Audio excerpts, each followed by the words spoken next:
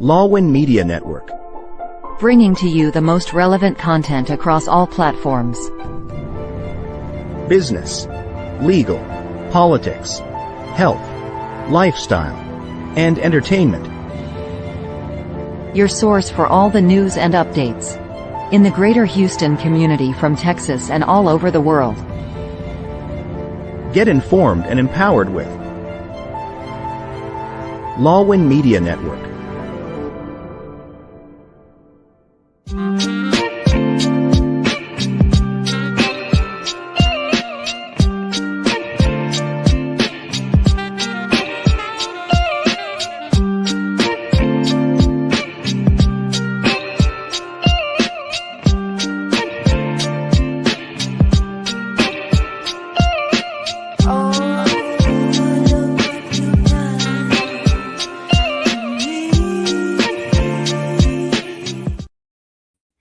Good evening, everybody, and welcome to Pink Table Talk. I'm your host, Dr. Carly D., a doctorally prepared registered nurse, professional development specialist, mentor, educator, and community advocate. The show is brought to you by Lawwin Media Network, and you can catch us live every Wednesday at 7 o'clock Central, 8 o'clock Eastern. We're on Facebook Live, YouTube, Twitch TV, and on all podcast platforms.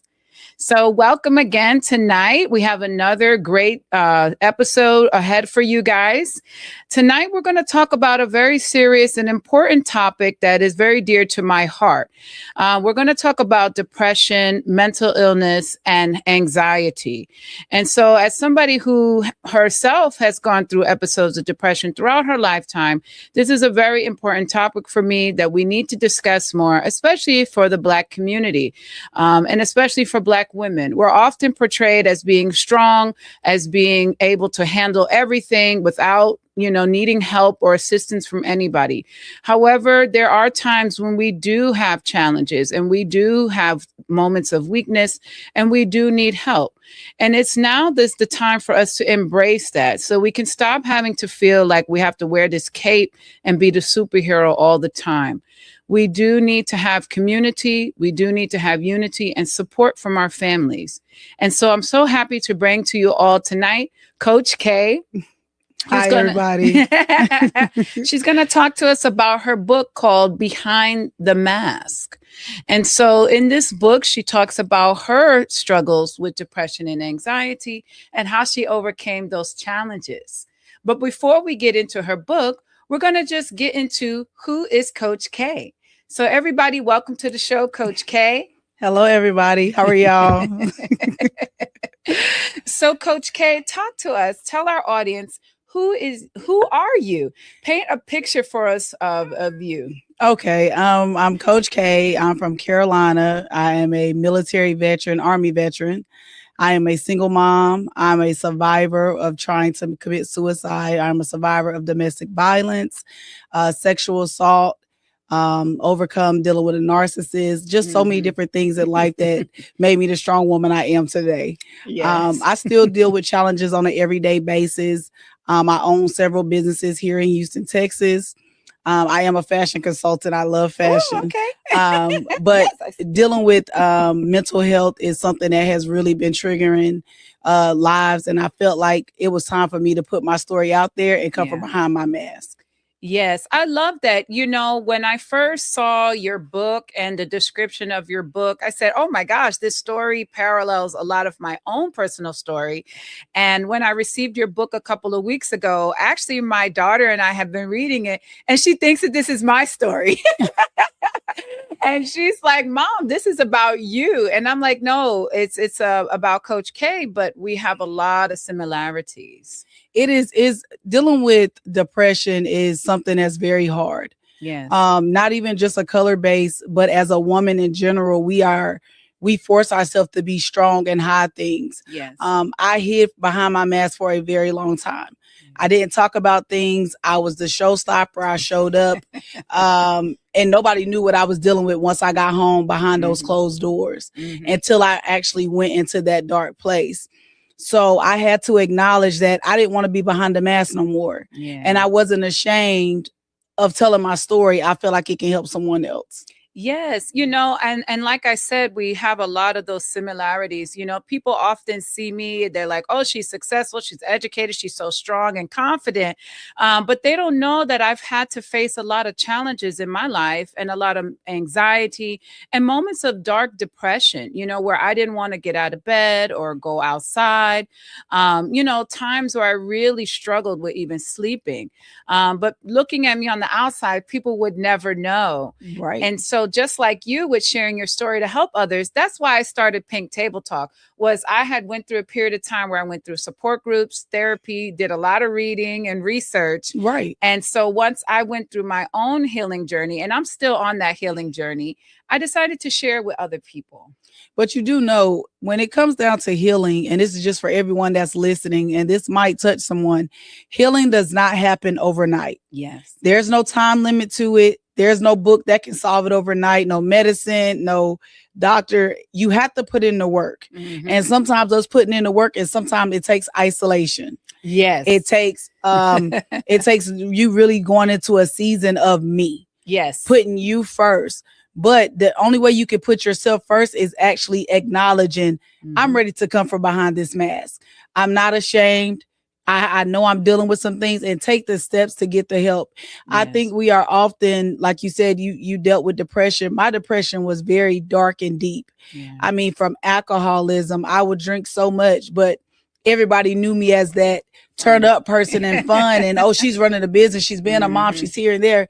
But nobody actually saw me, because I'll be sitting in front of my family, but I'm that person that's that bubbly. So they couldn't really see what I was going through because I never showed it. Yeah. So when I got home, I'll go in my closet. Yeah. I isolate myself. I wouldn't get out my bed for days at a time. I wouldn't answer my phone. And then one day, I'd never forget, it just clicked in a worst way possible. Yeah. And I really had to take those steps. And it was a lot of steps I had to take to get to be the woman I am today. Yes. Well, I definitely can see that you have become such a wonderful and strong and beautiful woman. I think you've always been that. I think that this experience for you probably just helped you to really dive deep into that light of yours. Yes. I mean, it is the biggest challenge I think I face, and I think a lot of our listeners can really tune in with that, is I was afraid. Yeah. I was afraid of what you might think, they might think. Yes. Okay, this boss lady, she this and that. But no, Kay had she on live trying to hurt herself. And it was so many things that I was afraid of that was going to backlash on me, losing business, money, friends, love, family, losing my kids. I'm a single parent of two beautiful daughters that I love dearly. Yes. But when I went through that time, I didn't see them. I didn't see anybody. At that time, I just wanted it all to stop. Yeah. Yes, ma'am. And it's unfortunate, a lot of people misunderstand depression, and they think, especially in our community, in the Black community, yes, they write it off a lot, because I even had struggles back in the 90s when I was a teen with depression, and my family, they didn't really believe in that kind of thing. At all. They say, oh, you're just a little melancholy. Oh, just get over it. Oh, just go out, just get over it. Right. And they don't understand that it's a lot deeper than that. And it's going to take a lot more than just telling somebody, oh, just get over it, or, oh, just go outside, or, oh, you have a lot to be grateful for. Exactly. You have a lot to be happy about.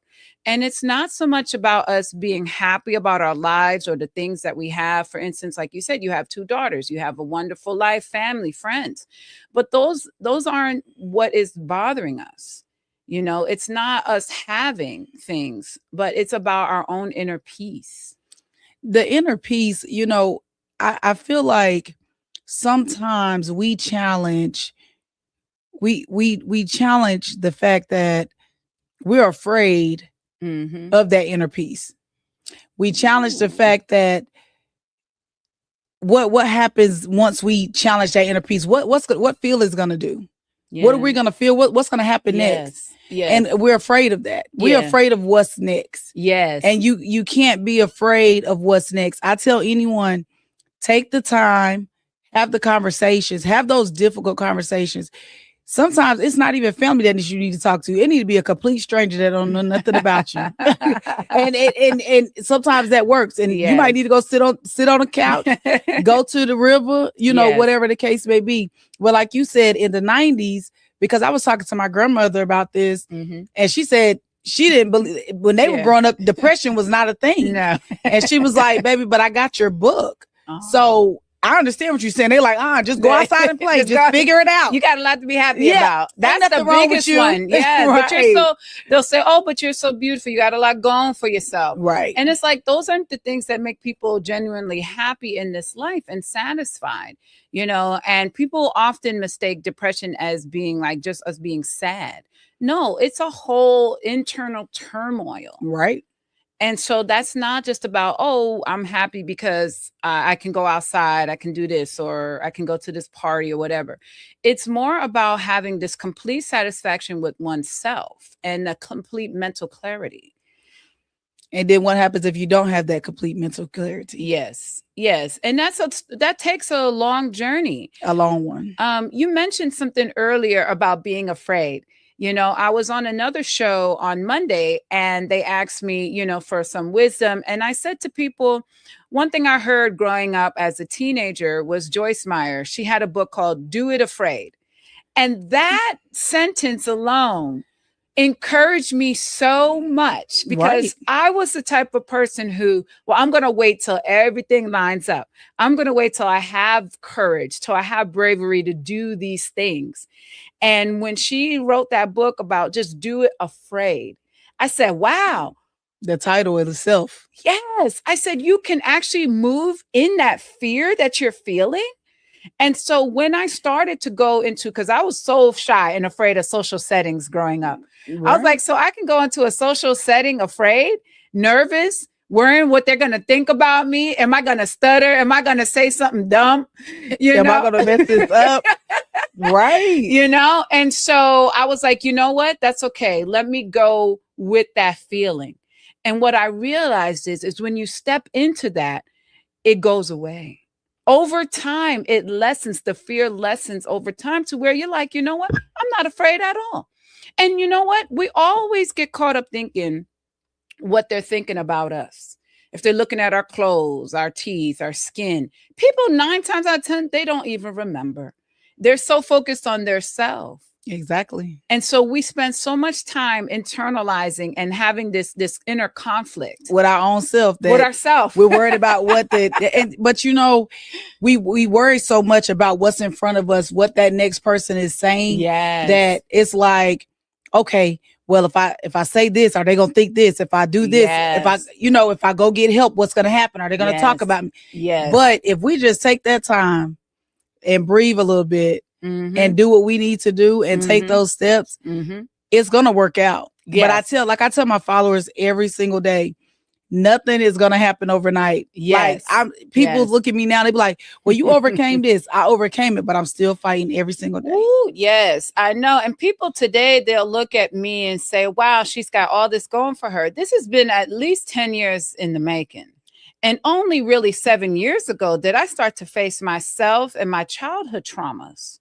For the longest time, I thought, because I'm not a child anymore, I'm grown up. Right. I got a career. Yeah, there it is. I'm like, okay, I got an education. I'm over. I'm not that little girl no more. But then it started showing up in other ways and other patterns. And it was like, God was like, no, you got to deal with it. You got to deal with it. You got to deal with that. And until you deal with that, you're going to keep running into the same types of people, same types of problems. The same cycle. Same cycle. And that's, for me, when I went through that season, I had to really deal with my young self. Yes. I had to acknowledge the things that were actually happening to me, that happened to me. Yeah. And it was the hardest thing I've ever dealt with. I mean, things that I dealt with, like you said, in your childhood. Yes. I dealt with things in my childhood that I hid, or I just said, okay, that's just normal day. But as I'm in my adulthood, I'm watching my young daughter, Sunrise, grow up. And I'm just looking at certain things like, okay, but then certain things flash and I need to take it back. Like, okay, I can't move forward being Kay. until I deal with young Kay. Yes. So yes. I had to really like, let's go have a talk real quick. Yes. And let's actually acknowledge those things and accept. Yes. When you're dealing with depression, and I try to really put this out there a lot. Depression, you have to accept. You have to not be afraid to accept that I have depression. But you might have depression, but the only way you can get through it is say, I have depression, but depression doesn't have me. There you go. I love that. That is my saying. I love that. I might have depression. They might have diagnosed me, but it doesn't have me. Yes. So how do we overcome it? How do we get past it? What are the steps that you're going to take? Yes. You know what I mean? Like, or are you going to just sit in it? Yeah. Are you ready to come out of it? Or are you ready to come from behind that mask? Yes. I love that. And you know what I love what you said was you had to face your younger self and accept your younger self. And for me too, visually, a couple of years ago, what helped me was I envisioned giving my younger self a hug and saying, it's okay. And, you know, when we can settle our inner child, right, we can start to heal. Because it's often a wounded inner child, an inner child that might have felt rejected, not loved, abandoned. And once we can finally turn around, so to speak, and tell that younger self, it's okay now. You can rest. You're not in survival mode anymore. I think that's when the healing truly begins. It definitely begins with your younger self. I mean, like you said, I had to do that. I had to have that long talk with her. It sounds crazy to do it, but how can you move forward with being who you are now if you don't deal with what you were before? Exactly. You have to deal with your past, with you dealing with depression before you can move forward in it, because all you're going to do is it's going to be a repeated cycle over and over again. Exactly. Well, we're off to a great start, so stay tuned. We're going to go to our first commercial break, but come back and watch more with Coach Kay. In a world filled with fleeting moments, there's beauty waiting to be captured. My name is Christian, and I specialize in immortalizing your most precious memories. From elegant weddings to vibrant events and timeless portraits, I am here to make every moment unforgettable. Let me tell your story through the lens. Contact me today and let's create magic together.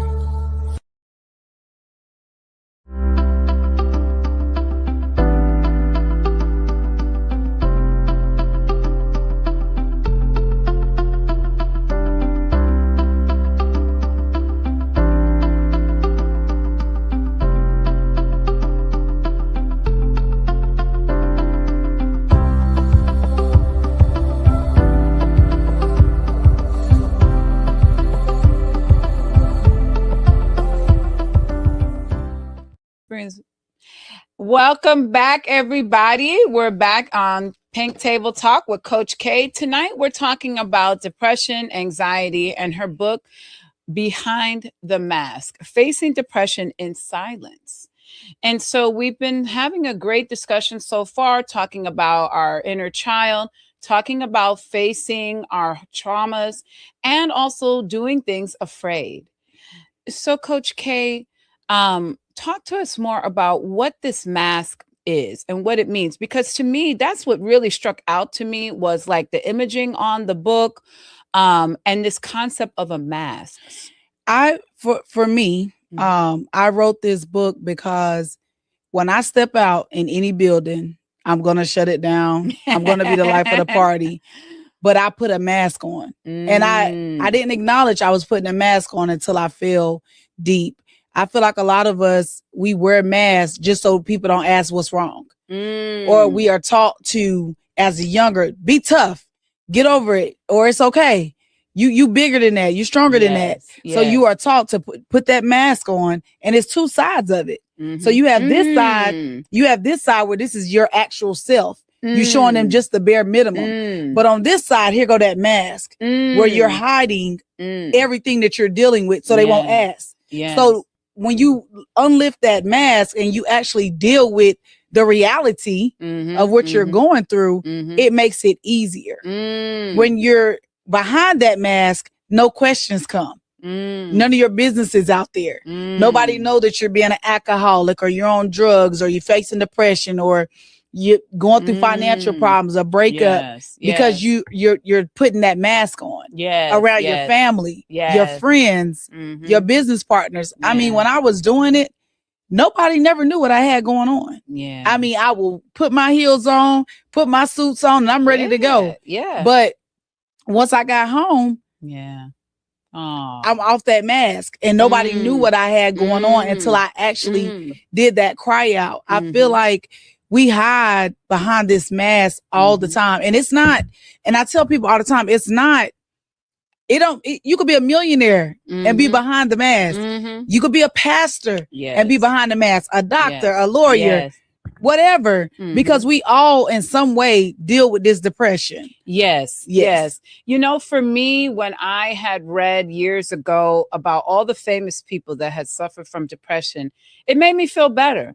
You know, because a lot of them were successful, you know, famous celebrities, CEOs, engineers, people who invented things that changed the world. Right. And so it let me know that it's not so abnormal. It doesn't make you weird. It doesn't make you defunct in some way. And a lot of people feel that if you have depression or any mental illness for that matter, that you're broken.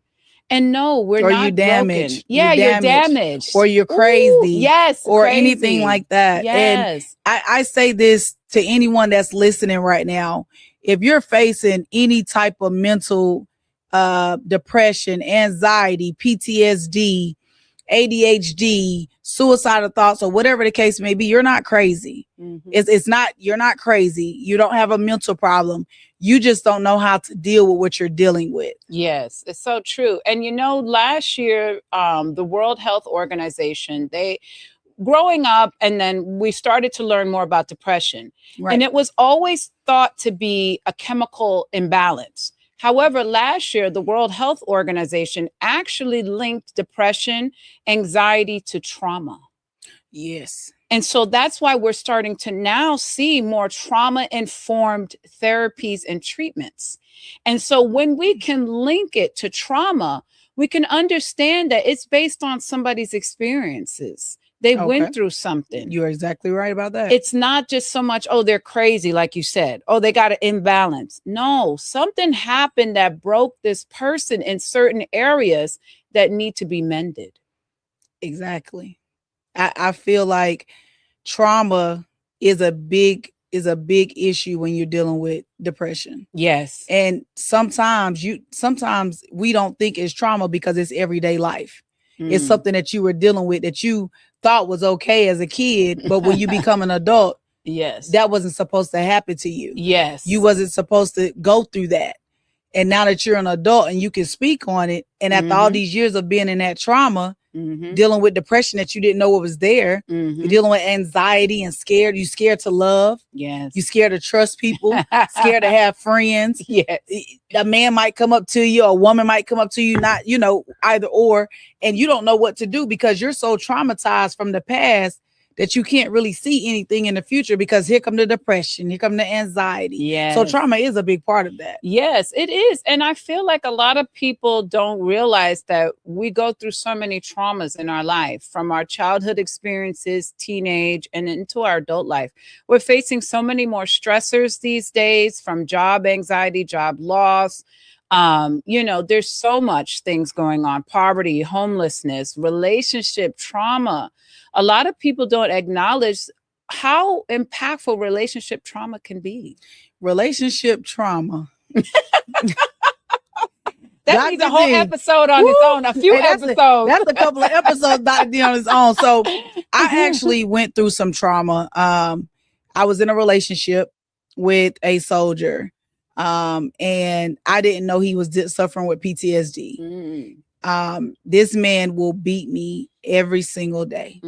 And I was active duty at the time. Wow. I never told nobody. I never spoke on it. My brother would come down there and visit. He never knew because I hid behind the mask. Yeah. So I act like I was okay. But when everybody finally found out, they were like, well, why you didn't say nothing? Yeah. I didn't know how. And that was that trauma. Yeah. Abuse, I dealt with mental, emotional, physical. It tore me down to my lowest level. But like we just stated, going back to that past, I never dealt with it. So what did I do? get in another relationship. What I do, get in another relationship. Yes. And that's damaging you too. Yes. And that's gonna, until you deal with the past, yes, you're never going to be healed enough to be loved the way you want to be loved properly. Exactly. And you know, our childhood experiences, this is something I learned a few years ago on my own journey. Okay. Our childhood experiences condition us to accept those types of love. There it is. And so if we grew up in an environment that may have had toxic, habits, traits, toxic ways of showing love, unbeknownst to us, we will choose partners who will treat us the same way we watch. And so we will recognize that pattern. We're like, okay, they're yelling at us, but that's okay. Okay, they're gaslighting. Well, my parents gaslit me. They're abusing me. Well, in your childhood, you might have had some form of abuse. And so we get stuck in that because we're conditioned. And then we're also conditioned not to speak up about it. Because what they say? What happens in our house stays in our house. So, and you just said it. You are taught to, what happens in this house stays in this house. Our business don't go out in the streets. Yes. So then when you get a partner, you get a friend, and you're like, well, why you never told nobody? We couldn't talk about that. You can't talk about what happened in that season that you were in at home in that younger age. Because the way it is right now, 2026, and the way it used to be, it's not the same. It's not the same. Like my oldest daughter, she gets so upset with me sometimes. Like, you raised her like this, but when I was younger, I got this. Yeah. It's not the same, sweetie. Yeah, it isn't. So I definitely agree with you with that. Like, our past, our childhood does teach us what lover that we want to see. Yes. But if we grew up in a household, let me ask you this. Do you feel like if we grew up in a household where it was all black and white, when I say black and white, all peaches and cream, no arguments, no fighting, no yelling. Do you feel like that's what you would date now? Or do you feel like if you grew up with the yelling and the arguing and the drugs and the drinking and all this disarray, and now that you're an adult, that's what you date? Do you think that it matters? For me, I grew up in a very loud house. So they express themselves very much right. So. And so for me, I always wanted to choose a partner that was quiet. But the funny thing is that was their mask. Because behind closed doors, they started yelling at me. They started fussing and being abusive emotionally. And I was like, well, I thought I was choosing somebody opposite. But sometimes, behind that mask, and that's a narcissist too. Yes. And that's going to be an episode for us. We can definitely talk about that all day long. But behind that mask, we'll think we're choosing that man or that woman that's for us. Yes. And in the end, we're not choosing them because all it takes is a couple of months.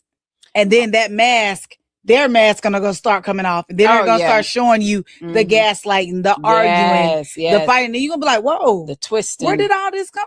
Yes. Wait, I thought I found my match. And you know what happens then? Then you're gonna go behind your mask. Then you're gonna get quiet. Yes. You're gonna get silent. You're not gonna want to have a conversation. You're gonna be scared to say the wrong thing because you don't know if they're gonna walk away or not. You done invested time, money, energy. So where does that leave you? You start to abandon yourself. And this is something that I learned last year with my therapist, because I was in a relationship that wasn't healthy for me. And she said, you're abandoning yourself, because to keep things quiet, to not have an argument, to not disturb the peace, I couldn't speak up about things that I didn't like. I couldn't speak up about things that I know I saw, but I knew I was going to get gaslit. No, you're paranoid. No, didn't see that. I'm not doing this. I'm not doing that. And so instead of going through that, I would just stay quiet. And you would just go behind your mask. Yes. And so that's called abandoning yourself. Yes. And so I said, you know what? If it's going to take me abandoning myself to keep the peace and to keep this relationship, I don't want it. because when you abandon yourself, it takes so much out of you. It does. You gotta either lose weight, gain weight. You're gonna stop eating. Yes. You're gonna stop staying focused. Yes. You're gonna walk around like you're on eggshells. Yes. It just takes so much from you. Yes. So the question is, what do you do differently? Yes. And so for me, my friends even now can see, wow, Carly, you're doing so many things now. I said, my creativity is back. All those projects that I've been wanting to do, my book, my website, show ideas, speaking engagements, it came back. My spark is back because I'm not abandoning myself.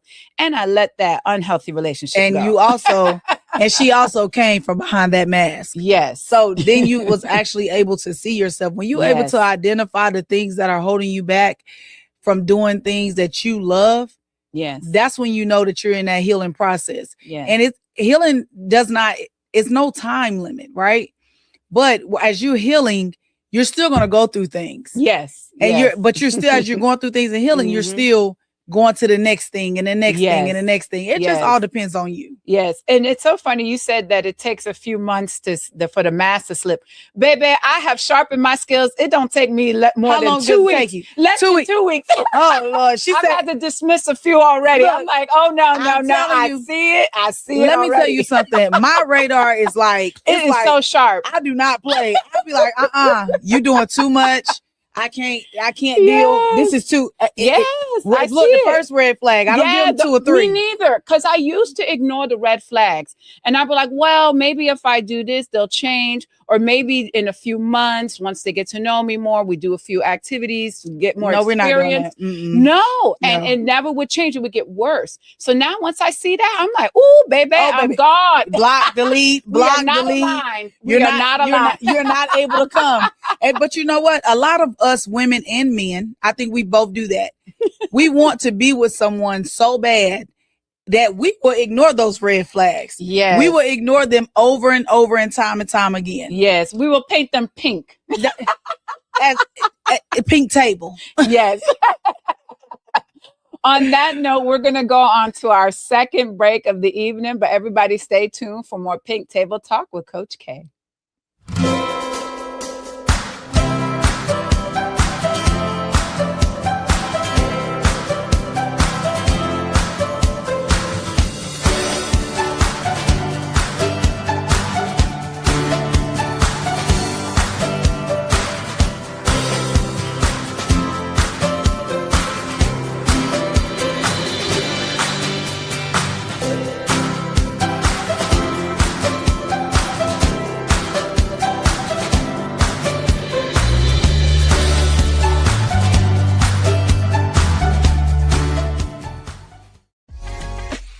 Join us for a captivating new series where Lon sits down with the trailblazers of the music and entertainment world. Discover the stories behind the faces and voices that shape our culture and community. We will bring you exclusive interviews with industry legends and rising stars. Behind the scenes insights and get a peek into the creative processes and personal journeys. Artists and performers and their upcoming shows and events. Stay tuned for more updates and sneak peeks. Follow us on social media and subscribe to our channel. For the roundtables, I'm still recording. All right. Oh, we have some comments from our audience. From Mimi De Vera, she says, but what if you can already see the red flag, but you're also expecting a child with him? I don't want my child to live in a broken home, but I can't sacrifice my peace too. Woo, that's a big heavy question. That's a lot right there, sweetie. Yes. And so with that, I would say, would you want your child to go through what you yourself are experiencing with this person? Because that's something that you have to think about for yourself, is if you are experiencing a lot of trauma and hardships with this person, it's going to be even 10 times more magnified with the child. And so it's better now to save yourself now and for your child's sake than to stay in an unhealthy situation, because what they're putting onto you, they're going to eventually put on that child too. And so you have to, as a mother, look after your child. And I would definitely say I went through that with my oldest. I wanted to stay because we had a child together.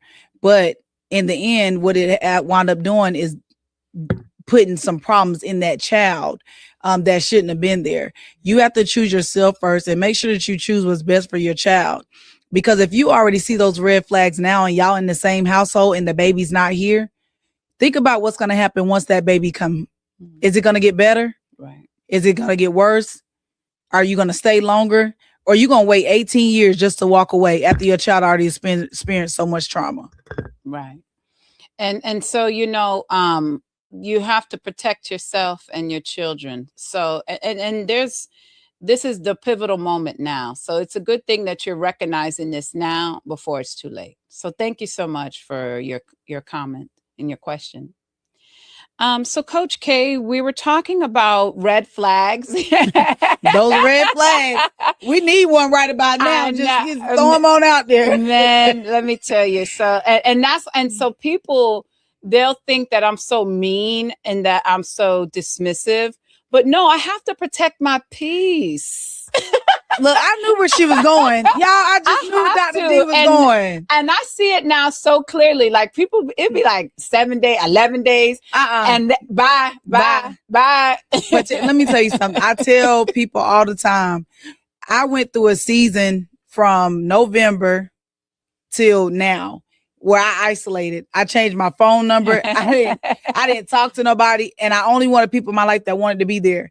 Protecting my peace means everything to me. I'm not looking for nobody to lay up with me. I'm not looking for nobody to stress me out. I'm not looking for nobody with money. Yes. I'm protecting my peace. So them red flags. Oh, baby. I don't. Yeah. Like, why you not answering your phone? And like, I'm not doing it. Or weird behavior. I can't.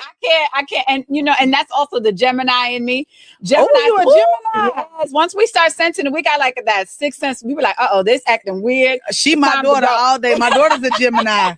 And baby, my daughter cut somebody off. Oh, yes. Our cutoff game is good. A lot of people tell me, they be like, you straightforward. You will you'll go cold turkey. I will. To protect my peace. Yes. I can't, you're not about to disturb my peace where I'm stressed out. I just got me a little bit of hips and legs. You're not about to take that. So yes, those red flags are something that you cannot ignore. I feel like we do ignore them because we want that love. Yes, we want that relationship. We're tired of being lonely. Yes. Especially women that's in our caliber. Yes. That's what we are. Oh, it's hard. And that's just being honest. Like we really ready for that person to stand beside us. Mm-hmm. But we're not going to settle. Yeah. And they're not ready. Exactly. They're not ready. Yes. Exactly. I went through 3-year period from 2021 to 2024, completely single. And it was the first time in like a long time that I have really been by myself. Because normally after a relationship, I'm jumping into the next. But it's when I started to recognize that pattern, like, hey, I'm dating a lot of unhealthy people. So I spent 3 years really, truly alone, not talking to nobody, nothing. And just spent that time working on me and loving me and accepting me. And I went back into the dating pool in 2024. It's crazy out here. Let me tell y'all something. This dating pool right now in 2026, baby, we need to write a book about that. It's coming. It's coming. I got part 2 of my book coming out. I tell people all the time, like, this book has put me in places and put me in front of men that I ain't expect to be in front of, but I also got to pay attention. Because sometimes I be so blinded by those red flags, and I'm like, okay, you suited and booted. Okay, you might have some. Then I'm like, nah, something ain't right. Like, let me not dismiss that you looking good right now in front of me. Okay, looking like a piece of meat or something. So, but yes, so I think this dating nowadays, go and write your part 2. We Dr. D with part 2 because we are definitely ready. Oh, it's gonna make a lot of people nervous. But. The thing is, when you're not settling, it makes you very selective. And then people start saying, oh, well, you're self-absorbed or you're bougie or you're bougie or you stuck up. Yeah, you stuck up. Or you ain't ready for a real man and all this stuff. Yeah. And it's like, no, I want my peace. I want my peace. Happy. Like, seriously, like, I don't mind coming home at the end of the day, sitting in my house on my balcony with a glass of wine and some music by myself, and I'm good. I don't need nobody for any of those superficial things. So if I really am with somebody, it's for a true connection. But if, like I said, there's a red flag, that weird behavior. We already know Dr. D see him in 3 days, she said. So, so they're already out of there. Yeah. So, for me, I think where I'm at right now in the season is a lot of people see the outside of me. Yes. When I step in a room, who I am, but nobody really knows what's inside. Yes. So I always tell men, why do you want to talk to me for what you see outside? Baby, it's a lot that goes on in the inside, and then I get to look and I'm like, oh no, this is not gonna work. It's not gonna work. Yeah, I can tell really. I truly, like I said, you can clock it. Yeah, it don't take much time. It really don't. Like it could be the first conversation. I'd be like, no. What he just said? Yeah, no. yeah. You know, girl, no way. But you know what I also learned a couple of years ago when I was in a relationship support group, we often think about and read about red flags, but then they also provided us with a list of green flags. And I said, we need to focus also not just on looking at what could be wrong with somebody in a relationship or in life, right? But also the green flags. Because I think sometimes when we've been hurt so much and been traumatized so much in relationship trauma or any other type of trauma, we only can look at the red flags. Yes, we can only see the bad, and we're scared and we're like, oh, this one's gonna be like this one. Oh no. We start seeing and then you that start same comparing. face. You start comparing. Yes. So I mean, the only way you can look at the green flags is if you're ready to look at the green flags. I feel like a lot of us put ourselves in those red flags. Like, okay, I just met. Nope, gone. Like it's not even. They don't even have a chance. Mm-hmm. But that's also because they don't have a chance because you're still dealing with the trauma from your past. You gotta let go of the hurt that you went through with your ex. Let go of the baby mama, the baby daddy, the ex-husband, the mama, the daddy, whoever hurt you. Because how can someone love you if you're still holding on to the past? Yes. How can someone see you if you're going to be behind your mask? How can someone treat you the way you want to be treated if you're not going to be open to receive it? Mm-hmm. It's so true. And you need to take that time. I hate when I see people jump from relationship to relationship to relationship without having that time to really heal and focus on themselves. And then you also have to get a therapist. I feel like people really do need to use therapy. And when it comes to those green flags and you're a person who has been traumatized, right, and you're trying to figure out, okay, is this a good person? Is this a bad person? Am I just seeing my past? You have to have that therapist to be able to look, no, these are good things. You're seeing someone who is good. These are good traits, because sometimes you need that validation. You need someone else to confirm with you, like, no, this is good. This is safe. And so that's one way to help you see those green flags and confirm it. Exactly. And you have to have that. You don't need to go talk to your friends or other people and be like, oh, talking about, your new relationship, but talk to somebody that actually has a degree and that can help you. Wisdom and guide you. But a lot of us are afraid of counseling. A lot of us are afraid to go sit on that couch. They're afraid of that diagnosis.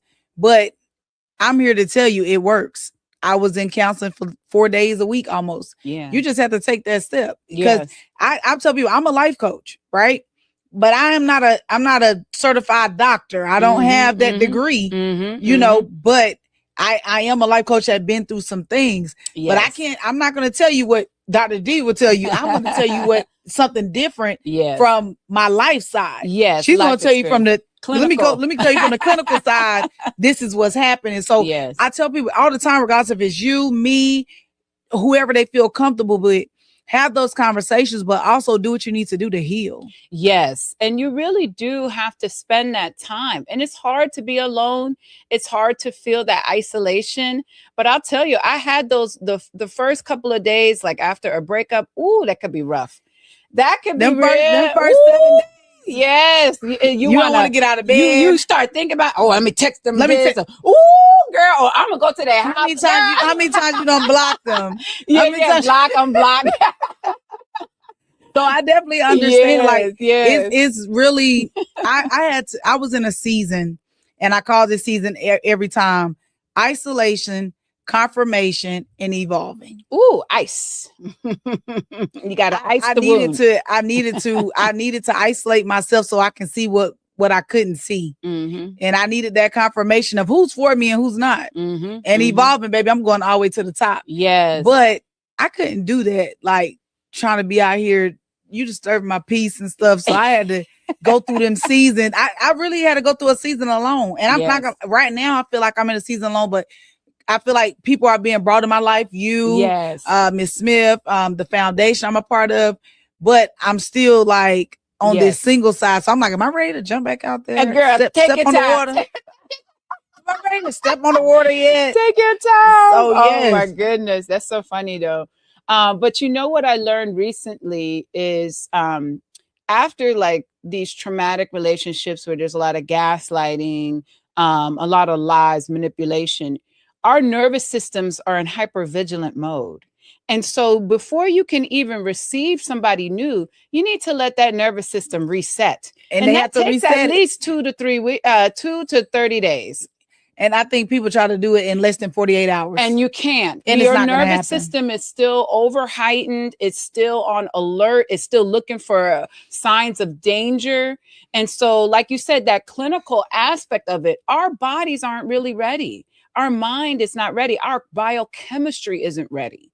And so we do have to give ourselves some time for all of those things to normalize.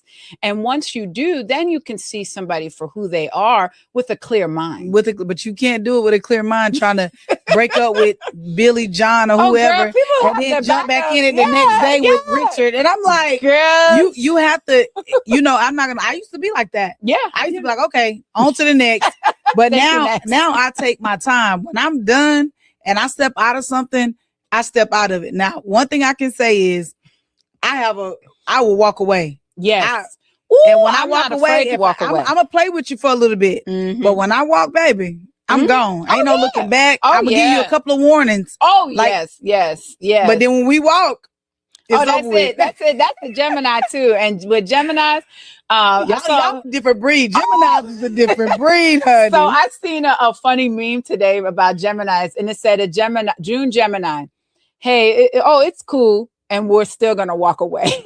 There it is. Like we'll be like, oh yeah, you're good, you're cool, but we already have checked out and we're already planning to move on. There it is. Already, it's already done. Yes, it is. We don't waste no time with that. So we're gonna take our last break for the evening. I can't believe we're almost done with this hour. It's been such a fun time talking with Coach Kay. Beautiful. But we'll take our last commercial break of the evening. But stay tuned for more Pink Table Talk with Coach Kay.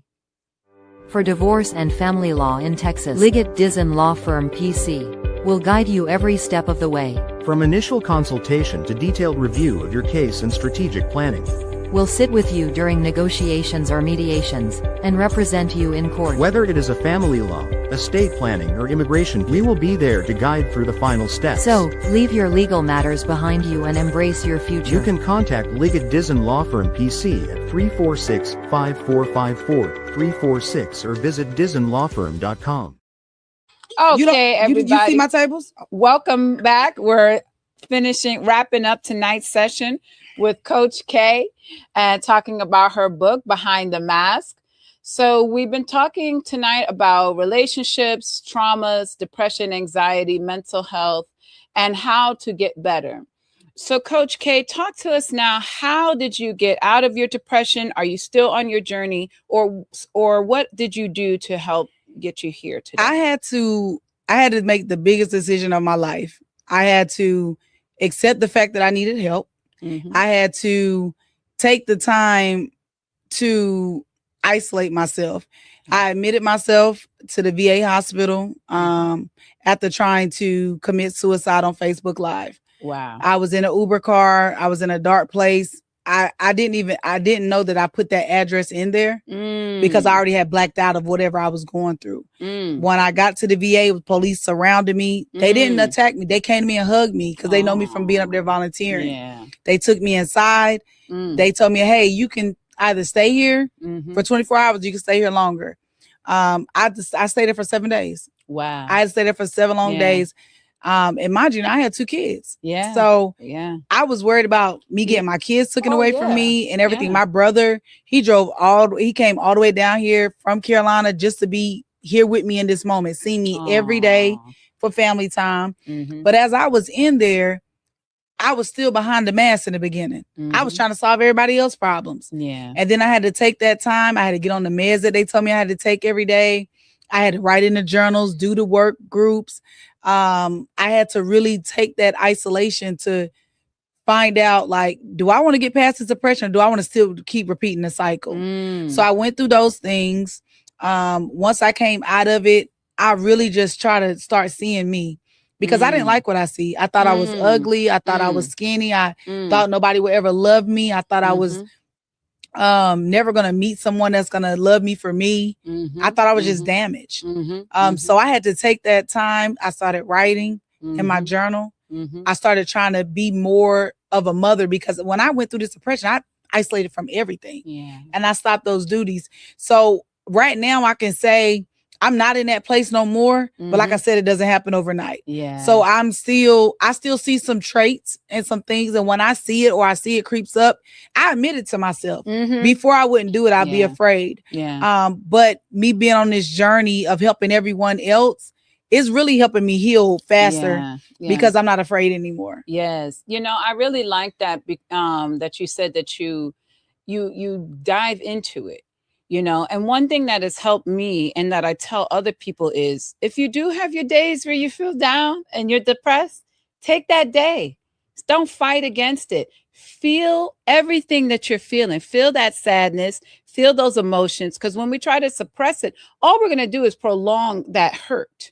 So take that day, whether you need to take a day off from work, sit at home, eat your snacks, whatever.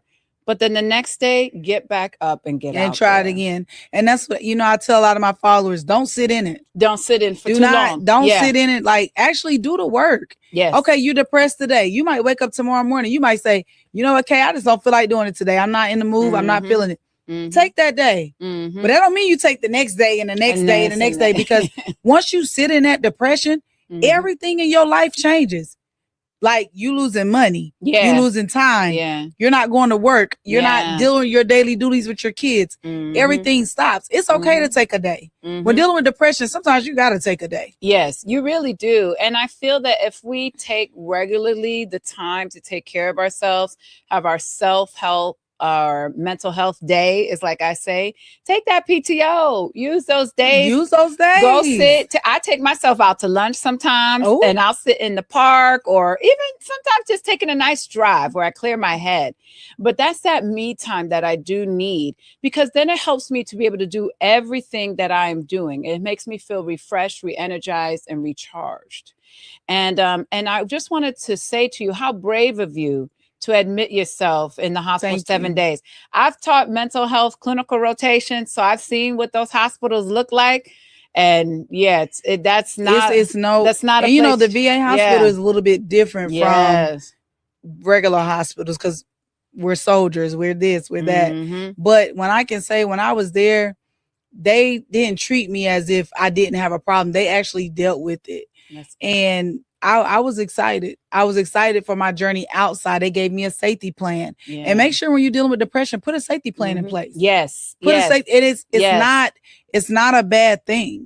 It's really not. But in order for you to put these things in place, you got to first be ready to come from behind your mask. I have accountability partners. I have certain people that I have in my life that can tell when I'm hiding something. They're going to call me out on it real quick. Like my sister, my older sister, Nakia, I love her so much. She will call me out on the phone 6 o'clock in the morning, like, no, get up out that bed. Nope, we're not doing that today. And I use her as my accountability partner. Miss Smith, she just came into my life, but I use her as accountability partner. Like, no, okay, what's wrong? Come on, talk to me. Get it off your chest. Deal with it.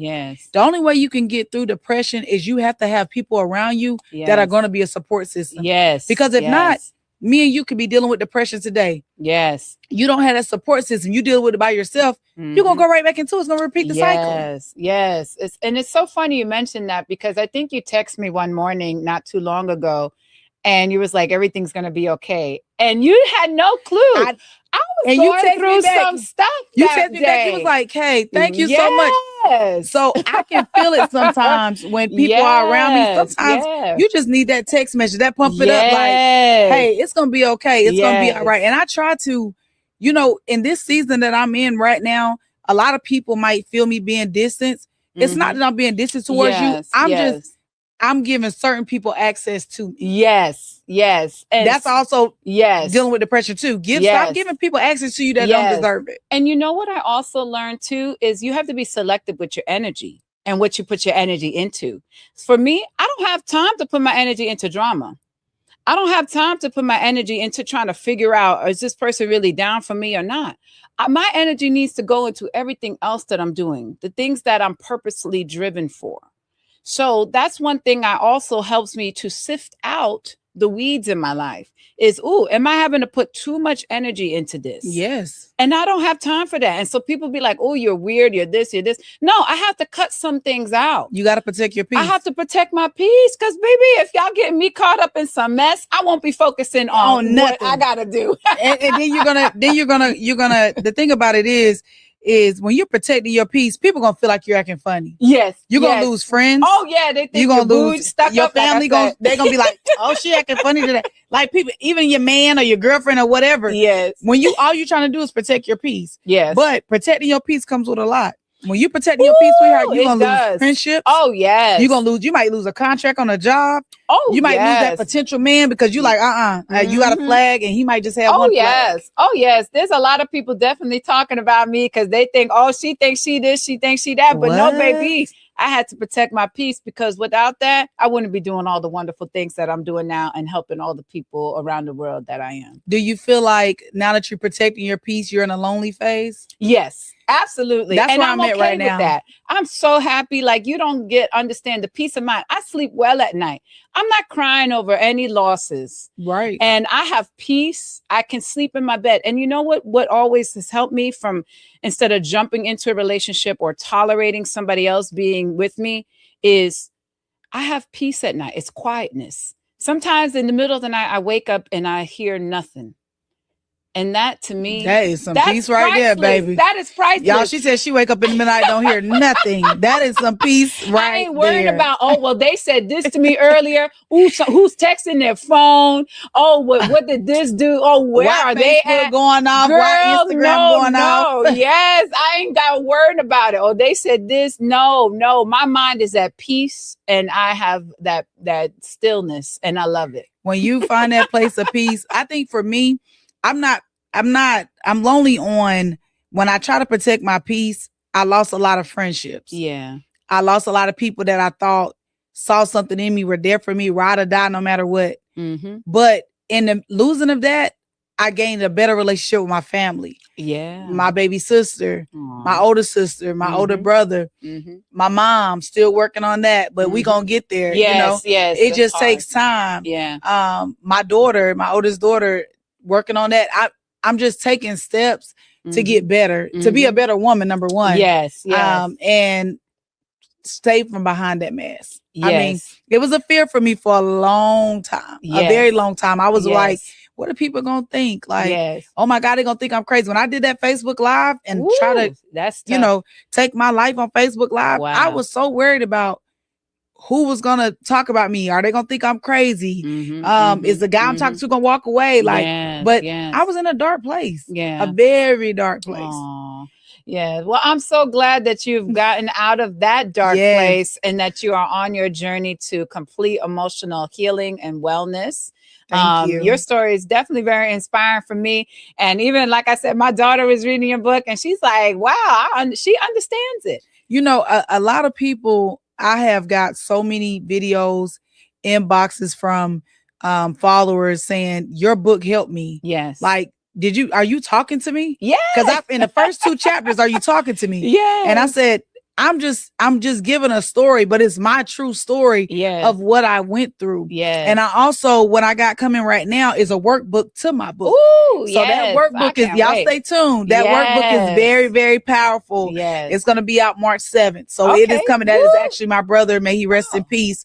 DeBray Goss, that's his birthday. So for me to celebrate him, I want to put that workbook out. And that workbook is the things that we talk about right here. Yes. And even if you don't have the book, that workbook is going to help you through everything. Ooh, that's wonderful. So I can't wait. Y'all better grab that book. Hold on. Hold on to it. And if y'all Mm-hmm. don't have my book, please, y'all can purchase it on my website, follow me on social media. It's available.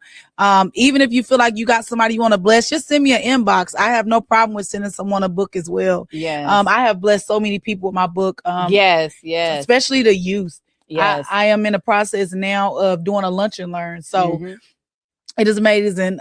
This book is, I hope that one day that I'm sitting on Steve Harvey's couch or, telling, more people about depression, because like I said, what we see, what they see right now, they didn't know I was going through this. Yeah, they don't know. Exactly. Well, thank you so much for coming You're on so today welcome, and sweetie. Thank sharing you. your journey with us, sharing your wonderful book. You guys definitely catch her book and the new workbook coming out in March. It's been an absolute pleasure. I thank you so much, and I wish you all the much success and continuing your healing in the future. Thank y'all so much for having me. I appreciate it. Well, that's it for tonight, guys. Thank you all for tuning in.